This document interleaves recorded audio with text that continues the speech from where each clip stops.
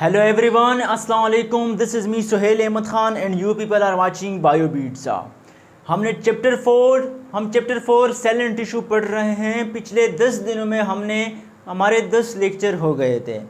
कल का जो लेक्चर था वो था हमारा साइक्लोस्केलेटन कि साइक्लोस्केलेटन होती क्या चीज़ है। हमने ये कहा था कि साइक्लोस्केलेटन जो होता है ये नेटवर्क होता है प्रोटीन फाइबर का जो स्ट्रेंथ देती है और सपोर्ट देती है किस चीज़ को, सेल को। और स्पेशली हमने ये कहा था कि ये एनिमल सेल में होती है क्योंकि प्लांट सेल में वहाँ पे सेल वाल होता है, तो सेल वाल क्या करते हैं, वो स्ट्रेंथ और सपोर्ट देते हैं प्लांट सेल में। लेकिन एनिमल सेल में चूंकि सेल वाल नहीं होता सो वो साइटोस्केलेटन का फिर वहाँ पे ये रोल होता है कि सेल को क्या करे, स्ट्रेंथ भी दे दे और सपोर्ट दे दे, साथ साथ में सेल को शेप दे दे। फिर इसी के साथ हमने साइक्लोस्केलेटन के मुख्तलिफ जो 3 कंपोनेंट्स है वो पढ़े थे कि माइक्रोट्यूब्यूल क्या चीज़ है, उसके बाद हमने इंटरमीडिएट फिलामेंट पढ़ी थी और फिर हमने क्या पढ़ा था कि माइक्रोफिलामेंट क्या चीज़ है। आज जो टॉपिक है वो एक छोटा सा टॉपिक है, टॉपिक का नाम है हमारे पास सेंट्रियोल। तो आइए चलते हैं कि सेंट्रियोल क्या चीज़ है। सेंट्रियोल जो है हमारे पास ये क्या है, नॉन मेम्ब्रेन बाउंडेड ऑर्गेनेली है। नॉन मेम्ब्रेन बाउंडेड ऑर्गेनेली है।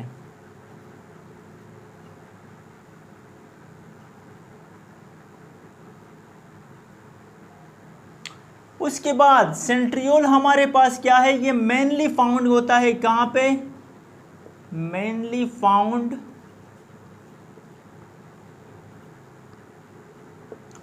in animal cell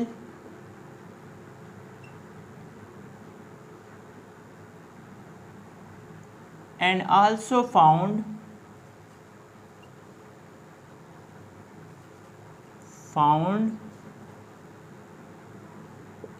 in fungi like protist, fungi like protists such as water mold,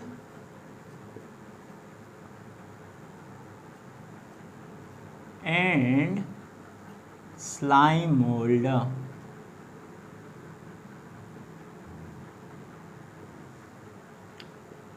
उसके बाद इनकी लेंथ कितनी होती है सेंट्रियोल की 0.3 to 0.5 micrometre in length and 0.2 micrometre in diameter.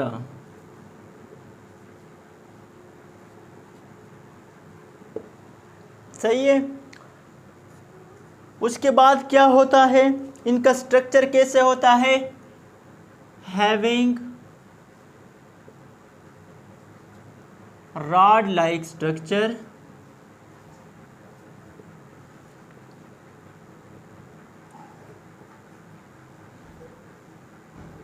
rod like structure।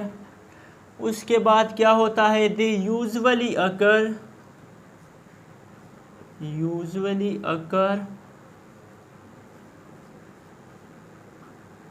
in pairs। मैं आराम के साथ पहले लिख दूँ फिर सारा कुछ समझा देता हूँ। अच्छा, यूजुअली करता है किस चीज़ में, अकर पेयर में, and they are placed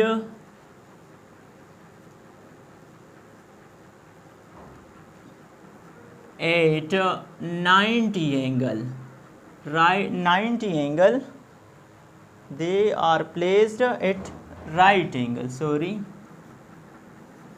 right angle यानी 90 को ही कहते हैं, right angle to each other.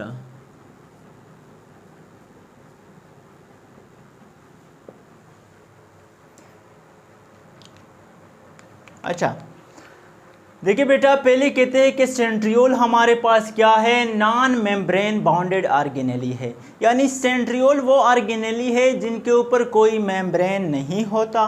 उसके बाद कहते हैं कि centriole is mainly found in animal cell. कहाँ पर फाउंड होता है? मेनली फाउंड होता है एनिमल सेल में, and also found in fungi like प्रोटिस्ट्स।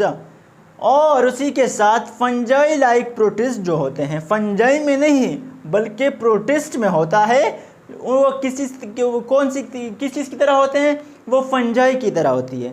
यानी वो प्रोटिस्ट जो फंजाई की तरह होती है, सेंट्रियोल उसमें पाया जाता है, लेकिन जो मेनली पाया जाता है सेंट्रियोल वो किस चीज़ में होता है? एनिमल सेल में। अच्छा, अब वो प्रोटिस्ट कौन कौन से हैं? Such is water mould and slime mould.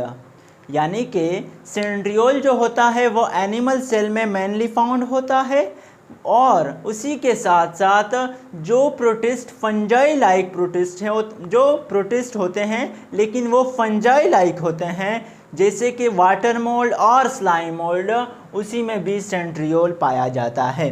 उसके बाद लेंथ की तरफ आते हैं, कहते कि centriole is about 0.3 to 0.5 micrometre in length and 0.2 micrometre in diameter. यानी सेंट्रियोल का जो डायामीटर होता है वो 0.2 माइक्रोमीटर होता है, और जो लेंथ होती है सेंट्रियोल की वो 0.3 to 0.5 माइक्रोमीटर होती है। उसके बाद स्ट्रक्चर क्या है? Having rod like structure. Centriole का जो स्ट्रक्चर है वो रॉड लाइक होता है, and they usually occur in pairs. Centriole हमेशा क्या होते हैं? पेयर्स में होंगे, दो आपस में फाइंड होते हैं, मीन्स क्या फाउंड होते हैं। सो ऐसा नहीं होता कि एक सिंगल सेंट्रियोल, नहीं, हमेशा क्या होंगे? पेयर्स में होंगे, और वो पेयर्स के जो सेंट्रियोल होंगे they are always placed at right angle to each other. और वो जो पेयर होगा सेंट्रियोल का, यानी एक ये सेंट्रियोल है, दूसरा ये सेंट्रियोल है, तो ये हमेशा इनके बीच जो एंगल बनेगा वो कौन से होंगे? यानी ये जो पड़े होंगे वो राइट एंगल पर पड़े होंगे। सही है। अब चलते हैं, देखें ये होता है सेंट्रियोल। मैं बता देता हूँ आप लोग को, ये हमारे पास, आप लोग समझे कि ये हमारे पास क्या है? सेल है। सही है, ये क्या है? सेल है। इसके अंदर हमारे पास क्या होता है? न्यूक्लियस। सेल के अंदर न्यूक्लियस होता है। ये हमारे पास एन को मैं ये न्यूक्लियस का नाम देता हूँ। अब सेंट्रियोल जो होता है यहाँ पर पड़ा होता है, ये जो डॉट है इस डॉट को नाम दिया है सेंट्रियोल। सही है। और ये जो रीजन है ये स्टेनिंग रीजन है। क्या है? स्टेनिंग रीजन है, और इसको नाम क्या देते हैं? इसको नाम दिया है सेंट्रोस्फेयर। इस रीजन को नाम दिया है सेंट्रोस्फेयर।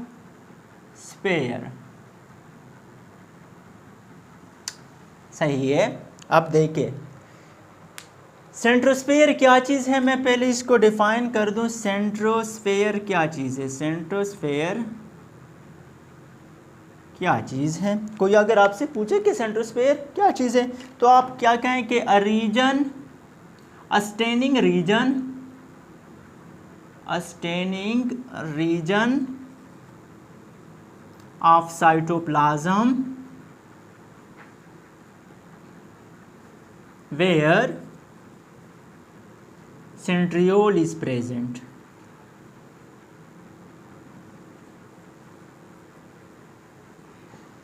यानी कि सेंट्रोस्फेयर वो रीजन होती है साइटोप्लाज्म की जहाँ पर क्या होता है? सेंट्रियोल मौजूद होता है, और ये स्टेनिंग रीजन होती है। स्टेनिंग का मतलब हम इसको कलर दे सकते हैं, कलर कर सकते हैं।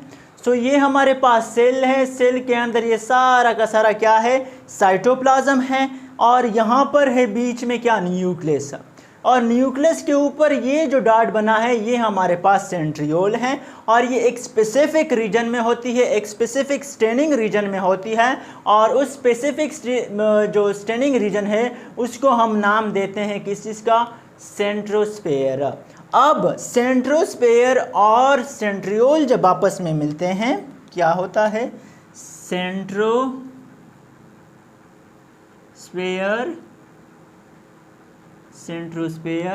प्लस सेंट्रियोल, इससे क्या बनता है? इससे बनता है सेंट्रोसोम।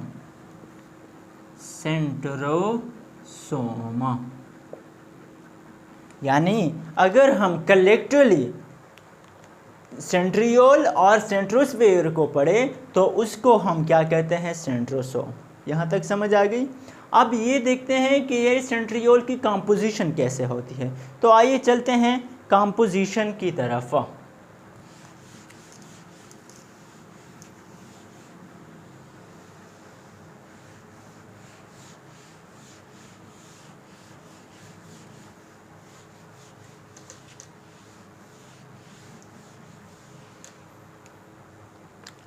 कंपोजिशन क्या है सेंट्रियोल की?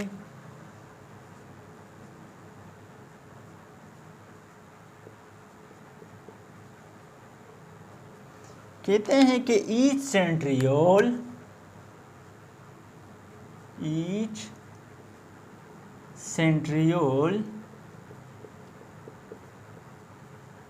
is composed of 9. Each centriole is composed by 9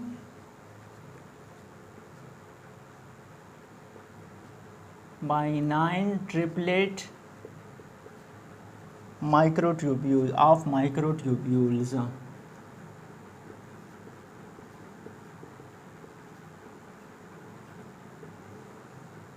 कहते हैं कि हर एक सेंट्रियोल कितने माइक्रोट्यूब्यूल से बना होता है? 9 माइक्रोट्यूब्यूल से बना है। ये एमसीक्यूज वाइज आपसे पूछ सकते हैं, सो ये याद रखें कि हर एक सेंट्रियोल 9 ट्रिपलेट ऑफ माइक्रोट्यूब्यूल से बना होता है। और उसके बाद फिर क्या होता है? Each microtubule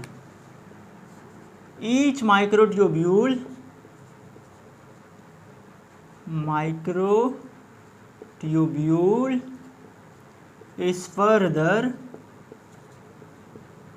composed of 3 tubules. सही है बेटा, समझ आ गई? कहते हैं एमसीक्यू अभी एक बहुत ज़्यादा इम्पॉर्टेंट एमसीक्यू है।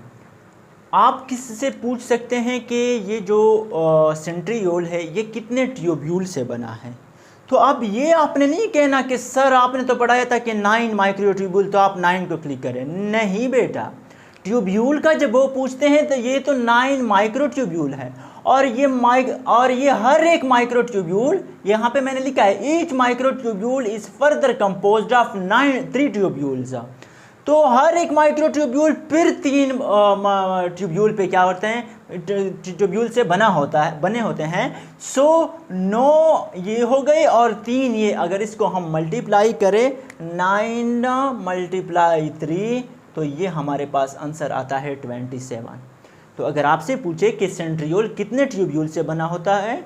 27 ट्यूब्यूल से बना। अगर माइक्रोट्यूब्यूल का आपसे पूछे फिर तो आपने 9 को ही क्लिक करना है। लेकिन अगर ट्यूब्यूल का पूछे तो 27, क्योंकि जो पहले होता है सेंट्रियोल वो 9 माइक्रोट्यूब्यूल से बने होते हैं। और फिर हर एक माइक्रोट्यूब्यूल फर्दर कंपोज्ड होती है 3 ट्यूब्यूल से। और टोटल अगर हम ट्यूब्यूल को फिर काउंट करें 27 ट्यूब्यूल से बना होता है। सही है, ये याद रखिए अपने बात। अच्छा, ये तो हो गई कंपोजिशन। अब देखते हैं कि रोल क्या है सेंट्रियोल का। बेसिकली रोल क्या है, आइए वो पढ़ते हैं। रोल क्या है? कहते हैं कि before cell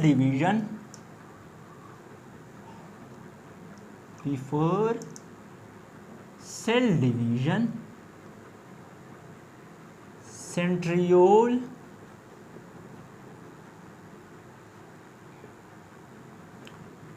duplicate itself, duplicate करते हैं इटसेल्फ को। एंड बोथ सेंट्रियोल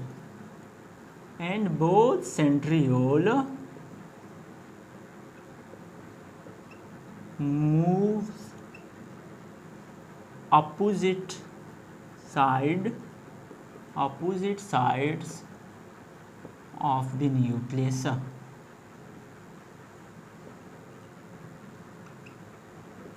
इसका क्या मतलब हुआ बेटा? ये कहते हैं कि जो रोल है सेंट्रियोल का, सेल डिवीजन से पहले सेंट्रियोल को अपने आप को क्या करता है? डुप्लीकेट करता है, यानी डिवाइड करते हैं, किसी में दो बनते हैं सेंट्रियोल से, और फिर जो दोनों सेंट्रियोल होते हैं वो मूव करते हैं कहाँ पे? Opposite side of nucleus. For example ये देखें, यहाँ पे न्यूक्लियस है, सही है, ये न्यूक्लियस है, तो अब एक सेंट्रियोल यहाँ पर आएगा एक, और दूसरा यहाँ पर आएगा। डिवीजन के फौरन बाद दोनों अपोजिट साइड पे चले जाते हैं न्यूक्लियस के, ये एक सेंट्रियोल, ये दूसरा सेंट्रियोल। अच्छा, ये तो हो गया। अब कहते हैं कि सेंट्रियोल का और क्या फंक्शन है, ये तो हो गया, सही है, इसकी समझ आ गई। फिर कहते हैं कि बोथ सेंट्रियोल्स, ये सेंट्रियोल और ये centriole, both centrioles give rise to क्या चीज़? माइक्रोट्यूब्यूल, या हम इसको दूसरा नाम क्या देते हैं? स्पिंडल फाइबर और स्पिंडल फाइबर।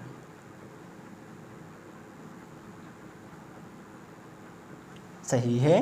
पहले तो ये हो गया कि सेंट्रियोल आप जब डिवीजन से पहले न्यूक्लियस के अपोजिट साइड पे चले गए, एक यहाँ पे आया, दूसरा वहाँ पे चला गया। उसके बाद ये रोल होता है सेंट्रियोल का कि वो क्या करे?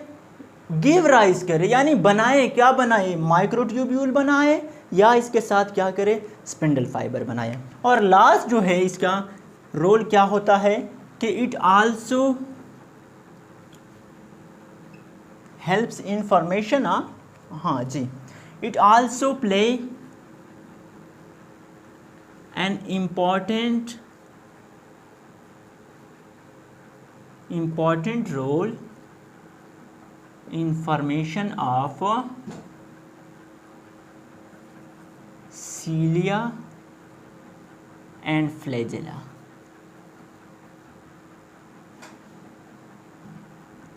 सही है। आखिर में ये रोल होता है सेंट्रियोल का कि ये क्या करे? फॉर्मेशन में हम मदद दे दें, रोल प्ले करे किस चीज़ के? सीलिया और फ्लैजेला। तो ये तो छोटा टॉपिक सेंट्रियोल का। इंशाल्लाह नेक्स्ट टॉपिक में कल मिलेंगे। तब तक के लिए अगर आप लोग को वीडियो अच्छी लगी हो तो लाइक कर दे, चैनल पर नए आए हैं तो सब्सक्राइब कर दे, और बेल आइकन को मस्ट प्रेस करें ताकि आने वाली वीडियोज़ आप लोगों तक ईजिली पहुँच सके। तब तक के लिए मुझे अपनी दुआओं में याद रखिए, और आप लोग हंसते रहिए, मुस्कुराते रहिए। अल्लाह हाफ़िज़।